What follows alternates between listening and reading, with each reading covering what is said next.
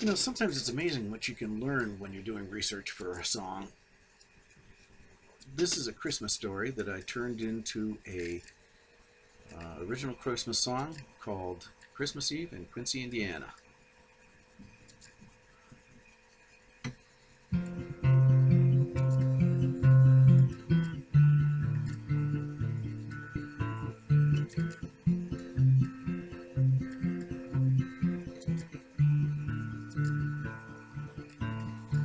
It was Christmas Eve in Quincy, Indiana, 1962. The weather had been perfect, days were sunny and the skies a crystal blue. Pretty soon the children would all head up to bed, with visions of Santa Claus dancing in their heads. Their minds they were erasing, their hearts were filled with dread, 'cause there was no snow. Now when you're 6 or 7, there are few things that are absolutely clear.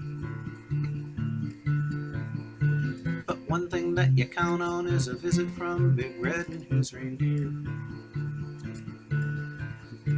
Unless you spent your spare time being naughty and not nice, taught your baby brother swear words, filled your sister's purse with mice, set fire to the sofa, shaved the cat not once but twice, you still need snow. For weeks the local children had tried every trick they knew to make snow fall. White crayons in the freezer, slush and ice cubes, yeah, the kids had tried them all. One even tried to blackmail the local weatherman. The ins and outs of reindeer flight they might not understand, but it stood to reason flying reindeer need a place to land, so they'd need snow. Desperation breeds invention, so they say. At least that's how it worked that night. Children watch the weather forecast with dismay. Not a stinking chance of snow from New York State to Idaho. Then Scotty Wilson cried out with delight, "Hey, we don't need snow, we just need something light." Well, he called 3 friends, and they called 3, and they called 3, and so on and so forth. And pretty soon the planet spread to guarantee deliveries from up north. From Providence, Rhode Island to the Rockies' eastern slope, several million desperate children suddenly had hope. And all across the nation, stores ran out of ivory soap. Where did it go? To complicate our story, fog had settled in, thicker than pea soup. And even worse, the reindeer who led Santa's sleigh had come down with the crew. They found some novice reindeer to pilot Santa's sled. He drank some liquid courage to ease his rookie dread. He got so stinking plastered, his nose was turning red, you could say it glowed.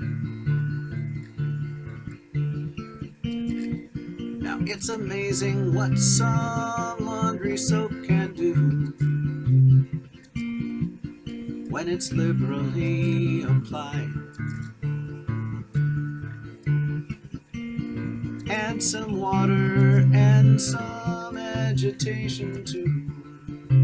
Soon you've got a wave of foam filling up your house and home, spilling out across the countryside.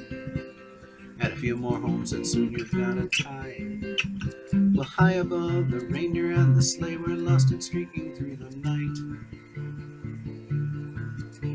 When the clouds they briefly parted and the rookie looked and saw a patch of white, he cried out to the reindeer, "Hey, look there on the ground. I see a place to land, I think we're coming to a town. Santa, hang on to your shorts, I'm gonna set this sucker down. Now here we go." As he broke out of the clouds, the rookie thought he'd never seen a sweeter sight. Straight ahead lay Quincy, Indiana, all decked out in snowy white. But in all the excitement, his approach was way too hot, and the stuff beneath his feet he thought was snow was really not. And it seems to see a soap suds really is slicker than snot. He cried, "Oh no!" reindeer did some somersaults, some pirouettes, and then they slipped and slid. And Santa sleigh did likewise as it caromed through the town on just one skid. They shot across the parking lot of the A&P, took out half the business district and the village Christmas tree. Then the sled broke up and scattered gifts from there to Kankakee. It was quite a show.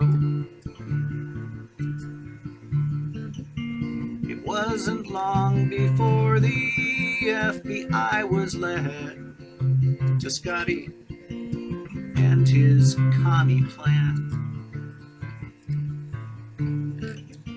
They dragged him down to view the wreckage of the sled. From his gurney where he lay, Scotty heard old Santa say, "I won't press charges, you're not even 10. Just promise me you won't do that again." Well, Scotty looked around and saw the carnage that his little scheme had wrought. And his eyes they filled with tears as he saw Santa bruised and battered on a cot. Beset with guilt and sorrow, he hung his little head. "I'll never try that ivory soap suds thing again," he said. "Besides, I'm thinking next year I'll try mayonnaise instead, unless it snows."